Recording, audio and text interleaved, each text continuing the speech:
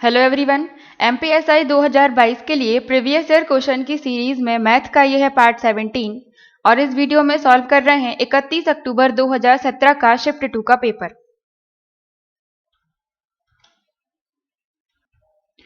First question है 5 equal to x plus 1 by 1 minus 1 by 3 plus 1 by 4 और यहाँ पर हमें x की वैल्यू पता करनी है। तो इस तरह के क्वेश्चन को हम नीचे से सॉल्व करते हैं। यहाँ पर लिखा हुआ है 3 प्लस 1 बाय 4। सबसे पहले हम इसे सॉल्व करेंगे तो 3 के डिवाइड में कुछ नहीं है, हम 1 मान सकते हैं। 3 डिवाइड 1 प्लस 1 बाय 4 इसे सॉल्व करेंगे तो एलसीएम लेंगे, 1 और 4 का एलसीएम आ जाएगा 4। 4 में डिवाइड करेंगे 1 से तो 4 मिलेगा और 4 इंटू 3 12, फिर प्लस का साइन और 4 का डिवाइड 4 में तो 1 मिलेगा और 1 इंटू 1 1, 12 प्लस 1 13 और डिवाइड में 4 13 बाय 4। इसको हमने सॉल्व किया तो हमें 13 बाय 4 मिला। तो हम इसको लिख लेते हैं 5 equal to x plus 1 divide में फिर 1 माइनस 1 और इसके डिवाइड में जो था 3 प्लस 1 बाय 4, इसको हमने सॉल्व किया तो हमें मिला 13 बाय 4। तो हम 13 बाय 4 यहाँ पर लिख देंगे। अब यहाँ पर दो फ्रैक्शन या दो भिन्न बन गए हैं। यह डिवाइड का साइन और ऊपर 1 है और नीचे है 13 बाय 4। तो इसे सॉल्व करने के लिए नीचे वाला नंबर हम ऊपर ले जाएंगे और पलट जाएगा, इनटू में हो जाएगा। ऊपर 1 है तो 1 के नीचे हम एक और 1 लिख सकते हैं। ये हो गया एक फ्रैक्शन या एक भिन्न ऊपर वाला हिस्सा। अब नीचे वाला है डिवाइड में 13 बाय 4। इसको सॉल्व करेंगे तो ऊपर का तो सेम रहेगा 1 बाय 1 और इनटू में नीचे वाला नंबर ऊपर जाकर पलट जाएगा, नीचे वाला भिन्न ऊपर जाकर पलट जाएगा। तो ये हो जाएगा 4 बाय 13। इनटू करेंगे तो 4 डिवाइड में 13। अब ये 4 बाय 13 हम लिखेंगे इस पूरे की जगह पर और इसे हम इरेज कर देते हैं। ये हो गया 1 माइनस 4 बाय 13। अब इसे हम सॉल्व करेंगे, इसके डिवाइड में कुछ नहीं है तो 1 मान लेंगे। एलसीएम लेंगे 1 और 13 का तो 13। 13 में डिवाइड करेंगे हम 1 से तो 13 मिलेगा और 13 इंटू 1 13, फिर माइनस का साइन है। 13 का डिवाइड 13 में तो 1 मिलेगा और 1 इंटू 4 4। 13 में से 4 माइनस करेंगे तो 9 आया और डिवाइड में 13। तो यहाँ से हमें 9 बाय 13 मिला जब हमने इसको सॉल्व किया। तो इसकी जगह पर हम 9 बाय 13 लिख देंगे। ये हो गया 9 बाय 13। अब यहाँ पर ये डिवाइड का साइन है और ऊपर एक भिन्न है और नीचे एक और है, तो इसको हम सॉल्व करेंगे तो ऊपर वाला तो सेम रहेगा, नीचे कुछ नहीं था तो हमने 1 मान लिया। फिर इनटू में नीचे वाला फ्रैक्शन या भिन्न ऊपर जाकर पलट जाएगा। तो ये 9 बाय 13 हो जाएगा 13 बाय 9। सॉल्व करेंगे तो इनटू करेंगे तो 13 और बाय 9। ये 13 बाय 9 हम लिखेंगे इस पूरे की जगह पर। तो यहां से हमें मिल गया 13 बाय 9 x प्लस 13 बाय 9 और इक्वल में 5। यहां से हम x की वैल्यू निकालेंगे तो x को यहीं रहने देते हैं और 13 बाय 9 को उस तरफ ले जाते हैं। तो ये हो जाएगा 5, ये प्लस का है उस तरफ जाएगा इक्वल टू के, तो माइनस का हो जाएगा ये। तो माइनस का 13 बाय 9 इक्वल टू यहाँ पर x बचा। अब इसको सॉल्व करेंगे, डिवाइड में इसके 1 मान सकते हैं हम। एलसीएम लेंगे 1 और 9 का 9, 9 में डिवाइड करेंगे 1 से तो 9 मिलेगा और 9 इंटू 5 45, फिर ये माइनस का साइन, फिर 9 का डिवाइड 9 में करेंगे तो 1 मिलेगा और 1 इंटू 13 इक्वल टू 13। सॉल्व करेंगे 45 में से 13 माइनस करेंगे तो 5 में से 3 2 और 4 में से 1 3 बाय 9। इसको सॉल्व किया तो हमें मिल गया 32 बाय 9 इक्वल टू x और x की वैल्यू ही हमें निकालनी थी। तो ये आंसर हो जाएगा 32 बाय 9 फर्स्ट ऑप्शन। ये है आंसर 32 बाय 9। नेक्स्ट क्वेश्चन है, यहां पर हमने सबसे छोटा फ्रैक्शन या सबसे छोटी भिन्न बतानी है इन चारों में से। तो पहला तरीका तो है कि हम इन सबका डिवाइड करके पता कर सकते हैं कि कौन सा छोटा और कौन सा बड़ा है, या फिर हम इनके अंतर पता कर लेते हैं कि न्यूमरेटर और डिनोमिनेटर में या अंश और हर में कितने का अंतर है। 15 और 16 में अंतर कितने का है? 1 का। 19 और 20 में भी 1 का अंतर है। 24-25 में भी 1 का अंतर है और 34-35 में भी 1 का अंतर है। यहाँ सभी में अंतर समान है 1-1 का। तो जब भी इस तरह के क्वेश्चन में अंतर समान होता है तो जो छोटा दिख रहा है इन चारों में से वही सबसे छोटा भिन्न या फ्रैक्शन होगा। इन चारों में से सबसे छोटा 15 और 16 है, तो यही सबसे छोटा भिन्न हो जाएगा। करेक्ट आंसर हो जाएगा ऑप्शन थर्ड। या फिर हम इसको क्रॉस मल्टीप्लाई करके भी चेक कर सकते हैं। 15 का 20 में, 19 का 16 में करेंगे। पहले दो नंबर में कंपेयर करेंगे, जो सबसे छोटा होगा, फिर उसका हम तीसरे नंबर के साथ देखेंगे कि कौन सा छोटा है, और फिर चौथे के साथ देखेंगे। तो ऐसे भी कर सकते हैं, तब भी ऑप्शन थर्ड ही आएगा। नेक्स्ट क्वेश्चन है, 800 चॉकलेट को किसी क्लास के स्टूडेंट्स या विद्यार्थियों के बीच में बांटा गया। तो हर एक स्टूडेंट को क्लास के टोटल नंबर ऑफ स्टूडेंट्स के ट्वाइस से, यानी कि जितने कुल संख्या है विद्यार्थियों की, उसके दुगना करके हर एक विद्यार्थी को चॉकलेट मिलती है। तो क्लास में नंबर ऑफ स्टूडेंट्स कितने हैं, कक्षा में छात्रों की संख्या कितनी है। तो हम मान लेते हैं कि कक्षा में छात्रों की कुल संख्या है x, या क्लास में टोटल स्टूडेंट्स है x, और हर एक विद्यार्थी को, हर एक स्टूडेंट को कितनी चॉकलेट मिलती हैं, जितने कुल विद्यार्थी हैं उसके दुगना। कुल स्टूडेंट है x, तो इसका हम दुगना करेंगे, मतलब 2x, मतलब हर एक स्टूडेंट को इतनी चॉकलेट मिली होंगी। अब यहां पर एक विद्यार्थी को चॉकलेट मिलती है 2x, और कुल विद्यार्थियों की संख्या या स्टूडेंट के नंबर है x। तो इससे हम कुल चॉकलेट की संख्या पता कर सकते हैं जितनी बांटी गई थी। इन दोनों का मल्टीप्लाई कर देंगे, तो हमें मिल जाएगा एक विद्यार्थी को चॉकलेट मिलती है 2x और कुल विद्यार्थियों की संख्या है x। तो यहाँ से हमें पता लग जाएगा कि कुल कितनी चॉकलेट बांटी गई, और कुल कितनी बांटी गई वो हमें पहले क्वेश्चन में बता चुके हैं, 800। तो ये 800 के बराबर हो जाएगा। यहाँ से x की वैल्यू निकालेंगे, 2x और x का मल्टीप्लाई करेंगे तो ये हो जाएगा 2x स्क्वायर इक्वल टू 800। 2 से इसको डिवाइड कर दें तो ये हो जाएगा 400। अब यहां से मिल गया x स्क्वायर इक्वल टू 400। यहां से x इक्वल टू मिल जाएगा हमें 20। ये 20 कैसे आया, क्योंकि यहाँ पर पावर 2 है, उस तरफ जाएगी पावर तो 1/2 हो जाएगी, और 1/2 पावर का मतलब क्या होता है, स्क्वायर रूट या वर्गमूल। तो 400 का वर्गमूल या स्क्वायर रूट हो जाएगा 20। इसी तरह से x इक्वल टू हमें 20 मिल गया। तो क्लास में कुल स्टूडेंट्स या छात्रों की संख्या हो जाएगी 20, ऑप्शन फर्स्ट। या फिर इस क्वेश्चन को शॉर्ट में हम ऑप्शन से भी चेक कर सकते हैं। कक्षा में छात्रों की संख्या बतानी है, तो ये छात्रों की संख्या दी गई होगी। ऑप्शन में सबसे पहला ऑप्शन लेते हैं हम 20। अगर छात्रों की संख्या 20 है तो हर एक स्टूडेंट को या हर एक विद्यार्थी को कितनी चॉकलेट मिली होंगी, छात्रों की संख्या में दुगना करेंगे तो 40, मतलब हर एक विद्यार्थी को 40 चॉकलेट मिली, और कुल संख्या कितनी है 20। तो कुल चॉकलेट की संख्या यहां से हमें मिल जाएगी 800, और 800 ही क्वेश्चन में पहले दी गई थी। इसका मतलब ये ऑप्शन सही होगा, ऑप्शन फर्स्ट 20। बाकी ऑप्शन चेक करने की जरूरत ही नहीं पड़ी। नेक्स्ट क्वेश्चन है 45। इसको हमें सॉल्व करना है, तो फिर से इसको हम नीचे से सॉल्व करेंगे। 1 - 2/3 को पहले सॉल्व करेंगे, तो 1 के नीचे हम 1 मान सकते हैं, और 1 और 3 का एलसीएम आ जाएगा 3। 3 का डिवाइड 1 तो 1 मिलेगा, 3 का डिवाइड करेंगे 1 से तो 3 मिलेगा, और 3 × 1 3, फिर माइनस का साइन, 3 का डिवाइड 3 में तो 1 मिलेगा, और 1 × 2 2, 3 में से 2 माइनस करेंगे तो 1, और डिवाइड में ये 3, 1/3। इस पूरे को सॉल्व किया तो हमें मिल गया 1/3। अब हम क्वेश्चन लिख लेते हैं, 5 डिवाइड में, फिर 3 + 3 डिवाइड, और इसको हमने सॉल्व किया था 1 - 2/3 को, तो हमें मिला था 1/3।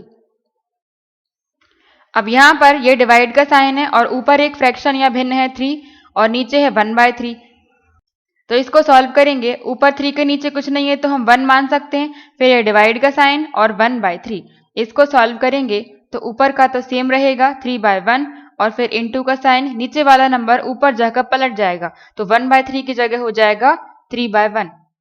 सॉल्व करेंगे तो ये मिलेगा 9/1, और 9/1 का मतलब क्या होता है 9। तो ये 9 हम लिख देंगे इस पूरे की जगह पर। ये आ गया 3 + 9। 3 + 9 कितने हो जाएंगे 12, तो ऊपर 5 था और नीचे हो गए 12, तो यही हो जाएगा हमारा आंसर 5/12, ऑप्शन थर्ड। नेक्स्ट है ए और बी किसी बिजनेस में इन्वेस्ट करते हैं, किसी व्यापार में निवेश करते हैं 7,000 और 10,000 रुपए। फिर ए छोड़ देता है। 9 महीने के बाद ए उस व्यापार को छोड़ देता है, अपनी मनी लेकर या अपनी राशि लेकर छोड़ देता है 9 महीने के बाद। और फर्स्ट ईयर या पहले वर्ष के अंत में उन्हें प्रॉफिट होता है 6100 का। तो हमें प्रॉफिट में बी का हिस्सा बताना है। यहाँ पर ए और बी हैं। ए ने निवेश किया है 7,000 का और बी ने किया है 10,000 का। ये हो गई निवेश की गई राशि। अब हम इसमें टाइम का मल्टीप्लाई करेंगे, जितने टाइम के लिए ये व्यापार में या बिजनेस में रहे हैं, तो हमें प्रॉफिट का रेशियो मिल जाएगा। क्वेश्चन में बोला है कि 9 महीने के बाद ए ने छोड़ दिया व्यापार, तो मतलब ए उस व्यापार में या बिजनेस में कितने टाइम के लिए रहा होगा? 9 महीने के लिए। और कुल 1 वर्ष की बात चल रही है, तो ए ने छोड़ा था लेकिन बी ने तो नहीं छोड़ा, इसका मतलब बी पूरे वर्ष रहा होगा। और पूरे 1 वर्ष में कितने महीने होते हैं? 12। ए रहा 9 महीने के लिए और बी रहा 12 महीने के लिए। अब ये मिल गया हमें प्रॉफिट का या लाभ का रेशो। इसको हम सॉल्व कर लेंगे। 3 0 से ये 3 0 कैंसिल, फिर 9 डिवाइड हो जाएगा 3 से, 3 3 से 9 और 3 4 से 12। अब इसके बाद ये डिवाइड नहीं हो रहा है, तो 7 इंटू 3 यहाँ मिल जाएगा 21 और 10 इंटू 4 40। तो प्रॉफिट का रेशो आ गया 21:40। 21 है ए का और 40 है बी का। और जो ये प्रॉफिट हुआ है इसकी कुल मात्रा हमें पता है कि 6100 है। 6100 का कुल प्रॉफिट हुआ है, तो इन दोनों को प्लस करके हम 6100 के बराबर में लिख सकते हैं। तो ये हो जाएगा 1 और 4 और 2 6, 61 प्रॉफिट हो गया, जो कि बराबर है इस प्रॉफिट के। यहां से हम इसको कैंसिल कर दें 1 बार, तो 0 0, 1 इक्वल टू हमें मिल गया 100। तो 1 इक्वल टू 100 है। हमसे पूछा है बी का हिस्सा, तो बी का प्रॉफिट कितना है? 40। यहां से हम 40 के बराबर निकाल सकते हैं। दोनों तरफ 40 और 40 का मल्टीप्लाई कर दें, तो 40 इक्वल टू हो जाएगा 40 इंटू 100, 4000। तो ये आ गया कुल प्रॉफिट में या कुल लाभ में बी का हिस्सा, ऑप्शन 4।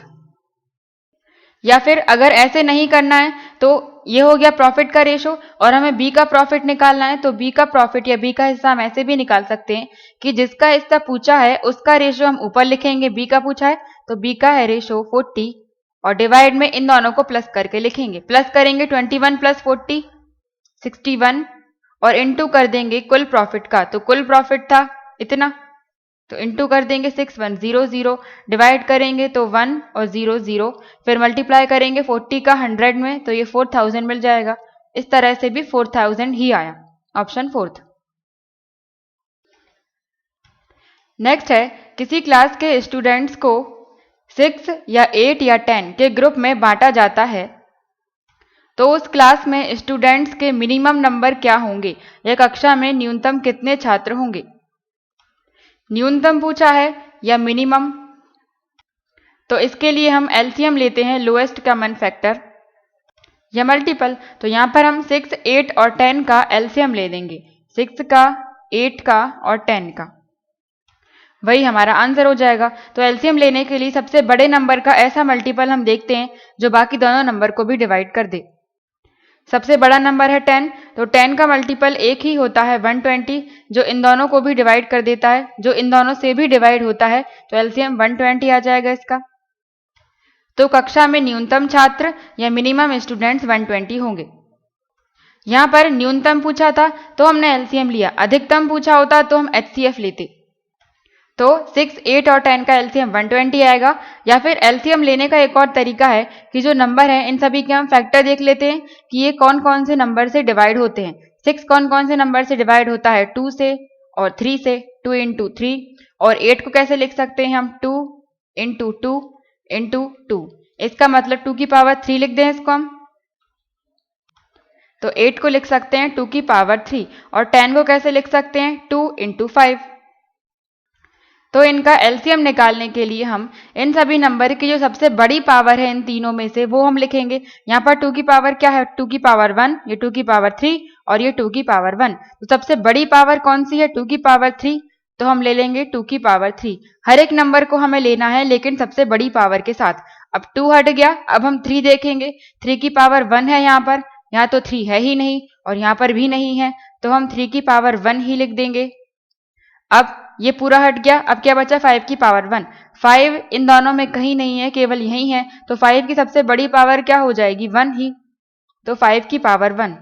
इसको सॉल्व कर लेंगे। 2 की पावर 3 8 और 8 इंटू 5 40 इंटू 3 120। इस तरह से भी एलसीएम निकाल सकते हैं। तो इस क्वेश्चन का आंसर हो जाएगा 120, फर्स्ट ऑप्शन। नेक्स्ट है अ सम ऑफ रुपीज 1600 1600 रुपए पर सिंपल इंटरेस्ट या साधारण ब्याज मिलता है 252 या 252 रुपए का 2 ईयर्स और 3 मंथ्स में। यहाँ पर टाइम 2 ईयर्स भी है और 3 मंथ भी है, तो हमें रेट ऑफ इंटरेस्ट बताना है, ब्याज की दर। तो यहाँ पर 1600 पर ब्याज या इंटरेस्ट मिल रहा है 252 का, तो कितने रुपए हो जाएंगे बाद में, 1600 और 252 को हम जोड़ देंगे, या फिर इसको हम सिंपल इंटरेस्ट के फॉर्मूले से भी कर सकते हैं। सिंपल हो जाएगा, सिंपल इंटरेस्ट या साधारण ब्याज इक्वल टू प्रिंसिपल या मूलधन इनटू रेट या दर इनटू टाइम डिवाइड 100। इस फॉर्मूले में रखकर भी हम कर सकते हैं। सिंपल इंटरेस्ट या ब्याज कितना है 252 का, इक्वल टू प्रिंसिपल या मूलधन है 1600 का, इनटू रेट हमें निकालनी है, तो रेट की जगह पर हम आर ही लिख देते हैं, इनटू टाइम दिया है यहाँ पर 2 वर्ष और 3 महीने। अब टाइम यहाँ पर अलग अलग है, ये है वर्ष और ये है महीने, या तो इस पूरे को हम महीनों में बदल लें या फिर इस पूरे को हम वर्ष में बदल लें। और ये फॉर्मूले में जो टी रहता है ये वर्ष के लिए रहता है, जितना वर्ष दिए गए होंगे वो टाइम हम यहाँ पर लिखेंगे। अगर हम वर्ष की जगह पर महीने लिखेंगे तो डिवाइड हमें 12 से भी करना पड़ेगा, 100 के साथ में लिखना पड़ेगा इंटू 12, क्योंकि एक साल में 12 महीने होते हैं। तो अगर हम टाइम को महीनों में बदल लें, इस वर्ष को भी महीने में बदलें, तो ये 2 वर्ष लिखा हुआ है, एक वर्ष में 12 महीने, 2 वर्ष में हो जाएंगे 24, और ये 3 और लिखे हैं तो 24 और 3 हो जाएंगे 27 महीने। तो इस टाइम टी की जगह पर हम 27 लिखेंगे और डिवाइड में 12 भी कर देंगे, फिर सॉल्व करेंगे। ऐसे भी कर सकते हैं, या फिर इस पूरे को हम वर्ष में बदल लें। ये लिखा हुआ है 2 वर्ष, तो 2 वर्ष तो है और साथ में एक और चीज है जो है 3 महीने, तो महीनों को हमें 3 महीनों को हमें वर्ष में बदलना पड़ेगा। एक वर्ष में 12 महीने होते हैं, तो 3 महीने बराबर कितने वर्ष हो जाएंगे 3/12। कैंसिल करेंगे तो 4 1/4। ये जो 3 महीने थे इसको हमने वर्ष में बदल लिया, तो वर्ष हमें मिले 1/4। अब हम इसको इस 2 वर्ष में जोड़ सकते हैं, 2 + 1/4। एलसीएम लेंगे इनका, तो एलसीएम 4 आ जाएगा, यहाँ पर 1 मान लिया।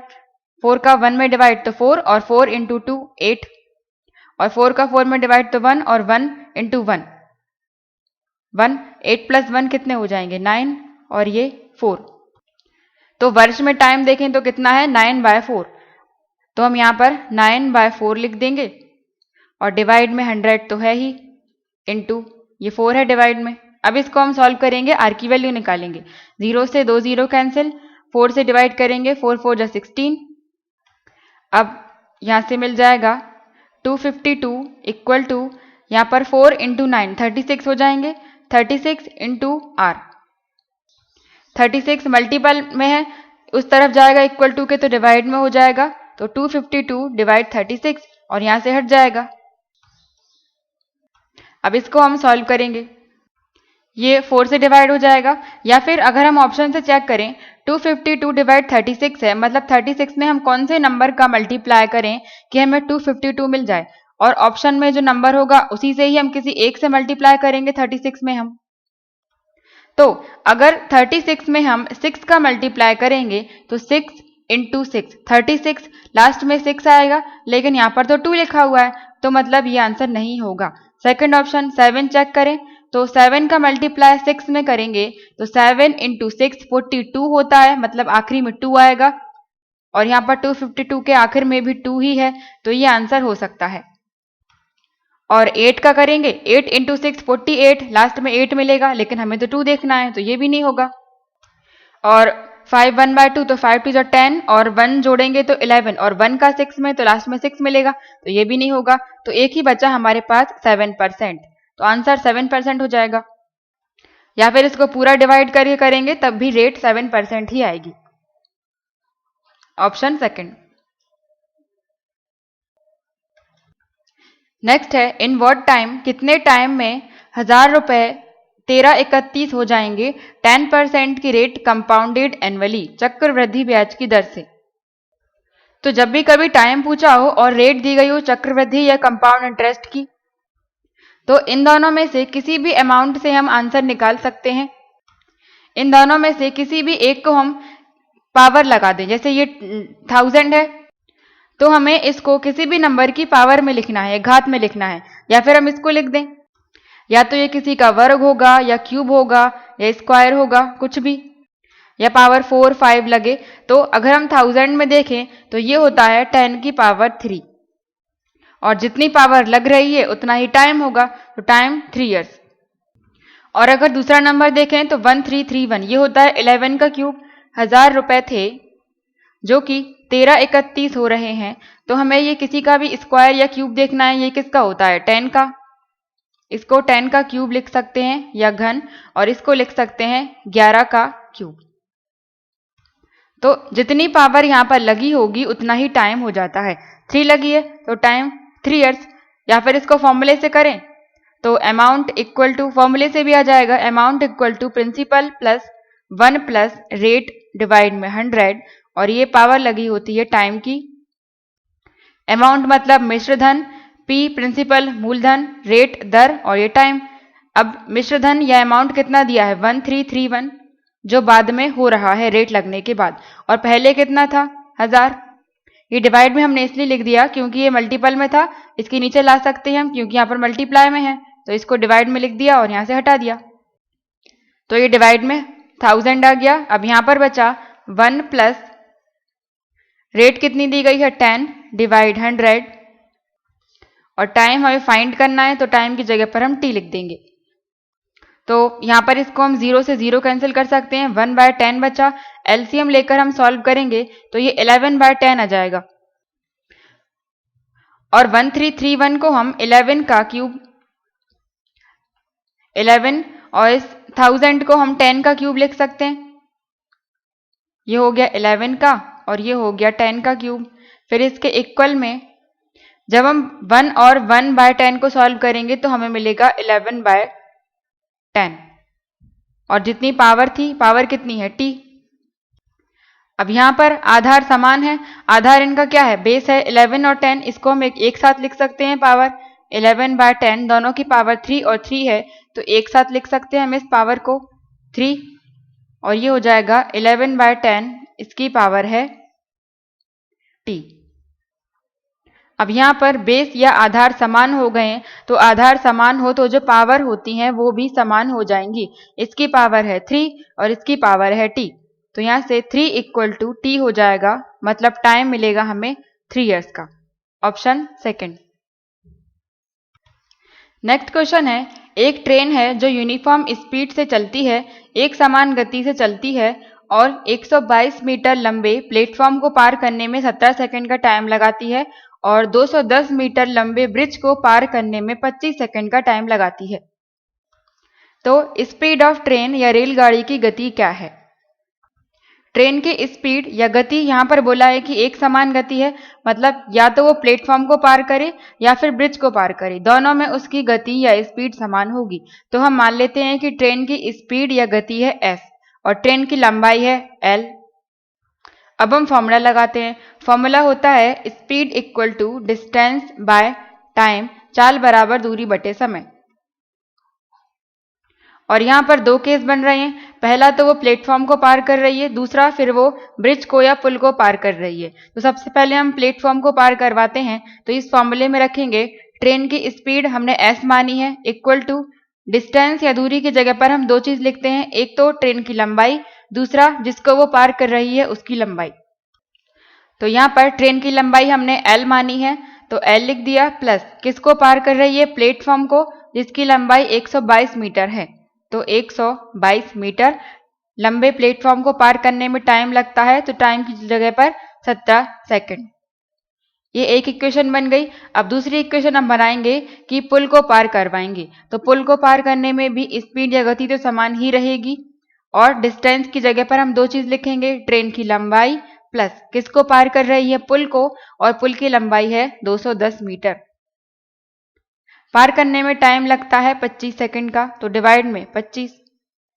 अब दो इक्वेशन बन गई, एक तो ये और दूसरी ये। यहां से हमें s और l दोनों की वैल्यू निकालनी पड़ेंगी। रेलगाड़ी की गति स्पीड बताना है, ट्रेन की लंबाई नहीं पूछी है, तो हमें केवल s की वैल्यू निकालनी है। l से हमें कोई मतलब नहीं है, ट्रेन की लंबाई हमें नहीं पता करनी है। तो जिसको हमें फाइंड नहीं करना है उसको हम इन दोनों में से हटा देते हैं। हमें l को फाइंड नहीं करना है तो l को हम हटाएंगे। कैसे हटाएंगे? l की वैल्यू या तो यहां से या तो यहां से निकाल कर हम दूसरी वाली इक्वेशन में रख देंगे। या फिर दूसरा तरीका कि हम ये s इक्वल टू दिया गया है, अगर यहाँ से हम l का मान या l की वैल्यू निकाल लें और यहाँ से भी, फिर दोनों l और l को बराबर लिख देंगे।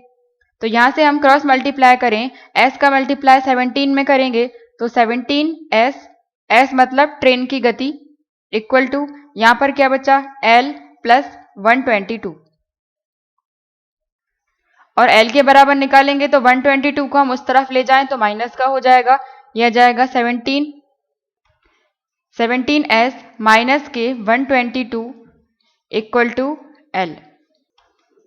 अब हम दूसरी वाली इक्वेशन में से भी l के बराबर निकालेंगे। क्रॉस मल्टीप्लाई करेंगे तो s का 25 में यह जाएगा 25s इक्वल टू, यहाँ क्या है 1 मान लिया तो 1 का इंटू तो इतने पूरे में करेंगे तो सेम ही आएगा, मतलब l प्लस 210। l के बराबर निकालेंगे 210 को उस तरफ ले जाएंगे तो माइनस का हो जाएगा, तो यहां से मिल जाएगा 25s minus 210 equal to l।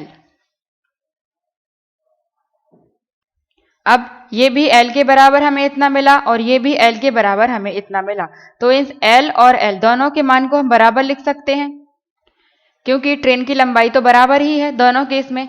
तो यहाँ पर 17s माइनस 122 इक्वल टू, इस l की जगह पर हम इस l का मान रख रहे हैं तो ये हो जाएगा 25s माइनस के 210।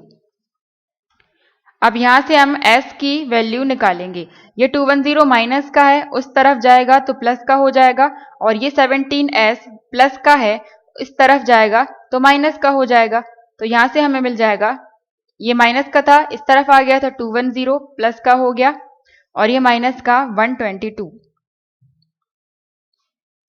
इक्वल टू, यहां पर था 25s और ये प्लस का है तो उस तरफ ले जाएंगे हम, माइनस का हो जाएगा, माइनस का 17s।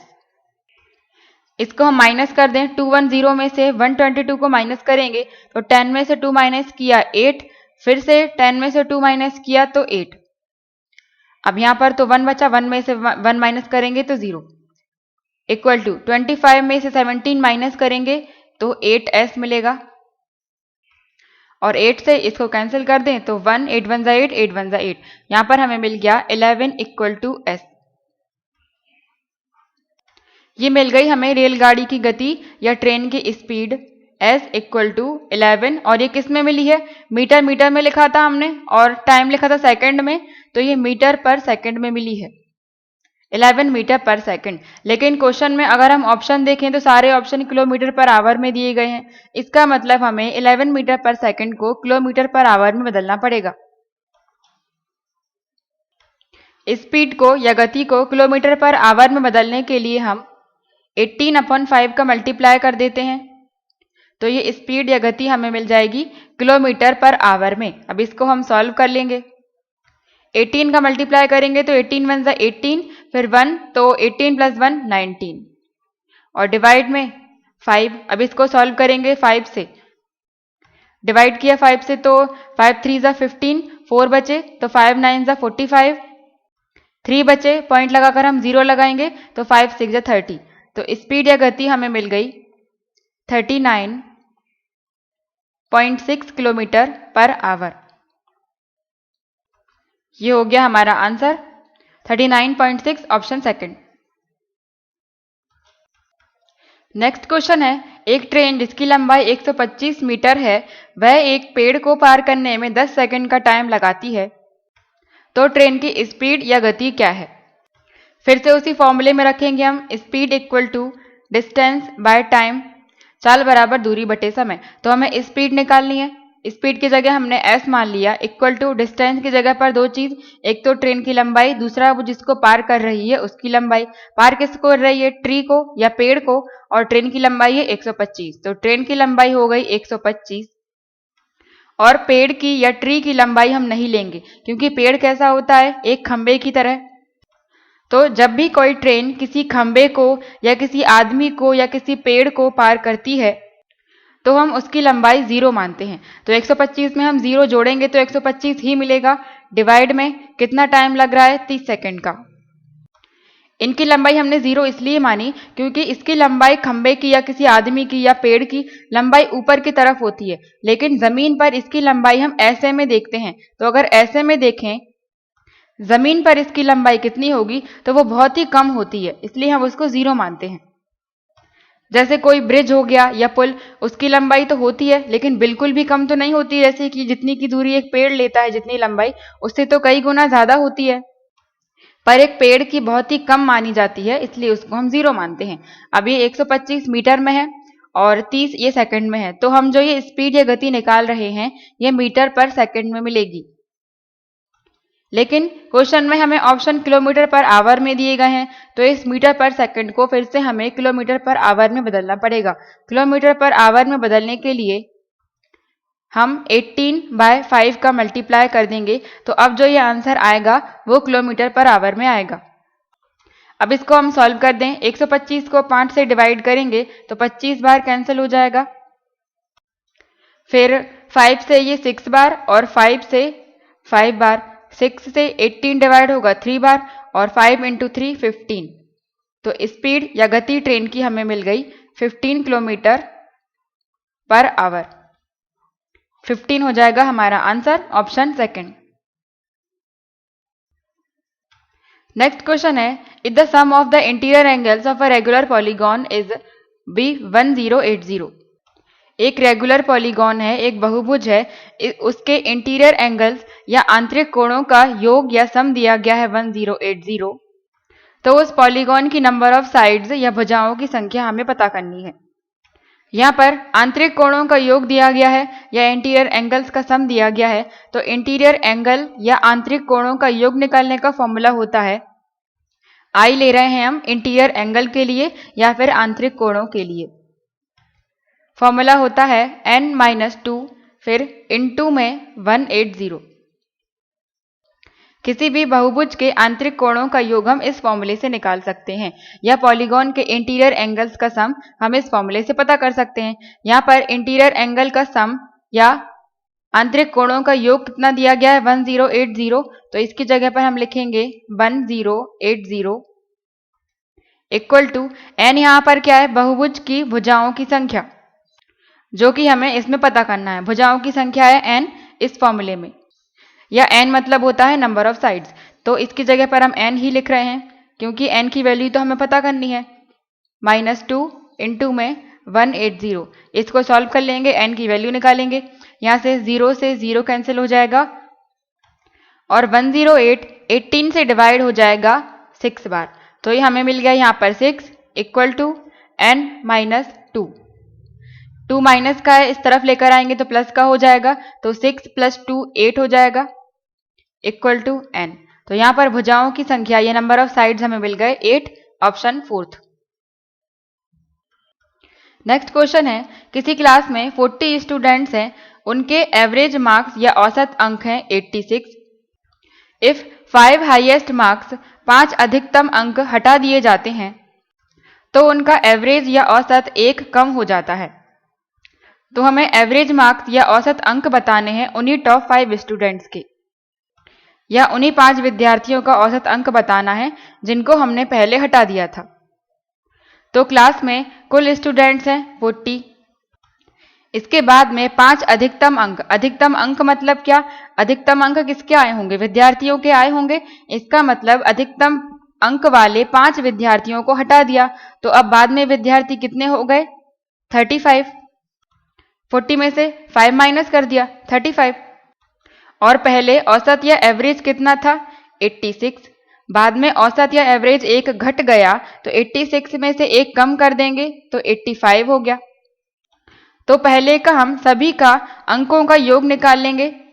जब भी कभी औसत या एवरेज दिया गया हो तो उसमें हम टोटल नंबर या कुल संख्या का मल्टीप्लाई करते हैं तो हमें सम या योग मिलता है। औसत में कुल संख्या का गुणा किया तो हमें योग मिलेगा सभी का। इसी तरह से यहाँ पर हमने औसत में, यह है औसत में कुल संख्या का मल्टीप्लाई किया तो हमें अंकों का योग मिल जाएगा। यह हो जाएगा 0, 4 का 6 में, 24 की 4, 4 8 जा 32, 33, 34। यह हो गया पहले का योग जब 5 विद्यार्थियों को हटाया नहीं था, और जब हटा दिया तो बाद में योग कितना हो गया। क्योंकि हमने 5 विद्यार्थी हटा दिए तो हमें योग भी कम ही मिलेगा, इससे तो कम ही मिलेगा। तो कितना मिलेगा, ये 85 है। 85 को हम तोड़ सकते हैं 80 प्लस 5 में। तो पहले हम 80 में मल्टीप्लाई कर दें 35 का, तो पहले तो 0, फिर 8 5 जा 40, फिर 8 3 24 और 4 28। अब हम करेंगे 5 का, तो 25 की 5, 5 3 जा 15, 17 जोड़ देंगे तो ये 5 7 9 और 2, 2975। बाद में योग कितना कम हो गया, 2975। अब यहाँ से हम उन्हीं 5 विद्यार्थियों के अंकों का योग निकाल सकते हैं, क्योंकि 3440 तब का योग है जब 5 विद्यार्थी इसमें शामिल थे, और 2975 तब है जब 5 विद्यार्थी हट गए थे। तो जितना कम हुआ है उतना ही योग होगा, उन 5 विद्यार्थियों के अंकों का योग उतना ही होगा। तो इसमें से हम इसको माइनस कर दें, तो 10 में से 5 माइनस करेंगे 5, यहाँ पर 3 बचा, 13 में से 7 माइनस करेंगे 6, फिर यहाँ पर 3 बचा, 13 में से 9 माइनस करेंगे 4, और यहाँ पर 2, 2 में से 2 0, 465। ये हमें मिल गया उन 5 विद्यार्थियों के अंकों का योग या उन 5 स्टूडेंट्स के नंबर का सम। अब हमें इन सभी 5 विद्यार्थियों का एवरेज पता करना है, एवरेज या औसत। औसत हम कैसे पता करते हैं, पहले हम योग ऊपर लिखते हैं और डिवाइड करते हैं कुल संख्या से या कुल नंबर से। इसका मतलब औसत निकालने के लिए हम योग में डिवाइड कर दें कुल संख्या से। तो कुल संख्या है इनकी कितनी, 5, तो 465 में हम डिवाइड कर देंगे 5 से, कैंसिल करेंगे, 9 बार 45, 1 बचा, 5 3 जा 15। ये हमें मिल गया औसत उन 5 विद्यार्थियों का। आंसर हो जाएगा 3rd 93। नेक्स्ट क्वेश्चन है, एवरेज एज या औसत आयु दी गई है पी क्यू आर की 25 ईयर्स, और टोटल एज या कुल आयु दी गई है पी और क्यू की 39 ईयर्स। तो हमें आर की एज या आर की आयु बतानी है। पी क्यू आर की औसत है 25 और पी और क्यू की साथ में है 39, तो हमें आर की निकालनी है। तो हम पी क्यू आर में से पी क्यू को माइनस कर देंगे, लेकिन यहाँ पर पी क्यू आर की ये औसत आयु दी गई है। जब भी कभी हम औसत में कुल संख्या का मल्टीप्लाई करते हैं, कुल संख्या कितनी है, 1 2 3, 3 लोग हैं तो 3 का मल्टीप्लाई कर देंगे तो हमें इन तीनों के आयु का योग मिल जाएगा। ये है औसत और ये है कुल संख्या, मल्टीप्लाई करेंगे तो तीनों का आयु का योग मिल जाएगा, 25 या 75। ये है पी क्यू आर तीनों की, और पी और क्यू दोनों का योग साथ में दिया गया है 39। ये पहले से ही योग दिया है। तो पी क्यू आर में से हम पी और क्यू को हटा देंगे तो बचेगा केवल आर। तो आर की आयु हमें पता चल जाएगी, 75 में से 39 को माइनस कर देंगे, 15 में से 9 माइनस करेंगे 6, और 6 में से 3 तो 3, 36। तो आर की एज या आयु मिल गई 36 ईयर्स, ऑप्शन 4th। नेक्स्ट है, एक बॉय एक लड़का 20 किलोमीटर तक की दूरी तय करता है 2.5 आवर्स में, तो उसे कितना टाइम लगेगा 32 किलोमीटर तक की दूरी तय करने में अगर उसकी स्पीड पहले की स्पीड से डबल कर दी जाए। मतलब पहले जो गति थी उससे अगर दोगुनी कर दी जाए तो उसको 32 किलोमीटर तक जाने में कितना टाइम लगेगा। फॉर्मूला होता है speed equal to distance by time, या चाल बराबर दूरी बटे समय। अब गति को या स्पीड को डबल करने के लिए हमें पहले वाली गति पता होनी चाहिए, तो वो हम निकालेंगे इस फॉर्मूले से। स्पीड या गति हम निकालेंगे, डिस्टेंस है दूरी की जगह पर कितना जा रहा है, वो 20 किलोमीटर तक जा रहा है, और टाइम लग रहा है उसे t की जगह पर लिखेंगे 2.5 घंटे का, तो 20/2.5। पॉइंट का साइन, पॉइंट हम हटाएंगे तो ऊपर एक 0 चला जाएगा क्योंकि पॉइंट के बाद एक ही नंबर है, तो ये मिल गया 200/25। और 25 से 200 कैंसिल हो जाएगा 8 बार। तो पहले वाली स्पीड या गति हमें मिल गई 8 किलोमीटर पर आवर में, और बाद में भी किलोमीटर ही है तो यहाँ पर बदलने की जरूरत नहीं है हमें। 8 मिल गई। अब इस 8 को हमें डबल करना है। डबल करेंगे तो कितनी हो जाएगी? 8 × 2 16। तो बाद में हमें स्पीड या गति मिल गई 16। अब इसी गति से उसे 32 किलोमीटर तक जाना है तो टाइम कितना लगेगा? तो इसी फॉर्मूले में हम फिर से रख देंगे। s की जगह पर रखेंगे 16, डिस्टेंस की जगह पर रखेंगे कितना किलोमीटर जाना है? 32 किलोमीटर, डिवाइड टाइम की जगह पर हम t ही लिख देंगे और इस t को हम इस तरफ ले आएंगे तो 16 × t, ये डिवाइड में था तो मल्टीप्लाई में हो गया, इक्वल टू यहाँ पर बचा 32। यहाँ से हमें t बराबर मिल जाएगा, 16 को इसके डिवाइड में ले आएंगे 32 डिवाइड 16। 16 से ये 2 बार डिवाइड हो जाएगा तो टाइम या t इक्वल टू हमें मिल जाएगा 2 घंटे। ये हो जाएगा आंसर, ऑप्शन 4th। इसके आगे अब हम नेक्स्ट वीडियो में सॉल्व करेंगे। Thank you.